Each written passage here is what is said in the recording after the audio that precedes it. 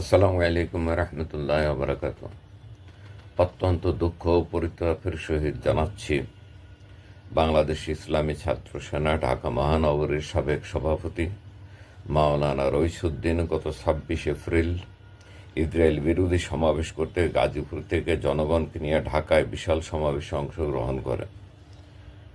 পরদিন গাজীপুর ফেরার পর ইহুদিদের দোসর কিছু কুচক্রী মহল তার বিরুদ্ধে মিথ্যা গুজব ও অভিযোগ করে তাকে ধরে নিয়ে নির্মম নির্যাতন করেন। পরবর্তীতে তার নির্মম মৃত্যু হয়। মূলত তার ঢাকায় ইসরায়েলি বিরোধী মহাসমাবেশে সদল বলে যোগ দেওয়াই ইহুদি ইসরায়েলিদের দোসরদের গাত্র দেওয়া হয়। সরেজমিনে খোঁজ নিয়ে জানা গেছে তার বিরুদ্ধে আনিত অভিযোগ সম্পূর্ণ মিথ্যা। তাই প্রশাসনের নিকট আমাদের জোর দাবি, মাওলানা রইসুদ্দিনের হত্যাকারীদের খোঁজ করে তদন্ত সাপেক্ষে দ্রুত বিচারের আওতায় এনে ফাঁসিতে ঝুলিয়ে তাদের মৃত্যু কার্যকর করা হোক।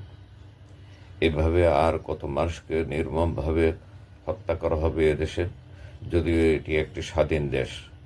আমরা বর্তমান সরকারের কাছে জোর দাবি জানাচ্ছি, সুষ্ঠু তদন্ত সাপেক্ষে এই হত্যাকাণ্ডের বিচার করা হোক। ধন্যবাদ সবাইকে।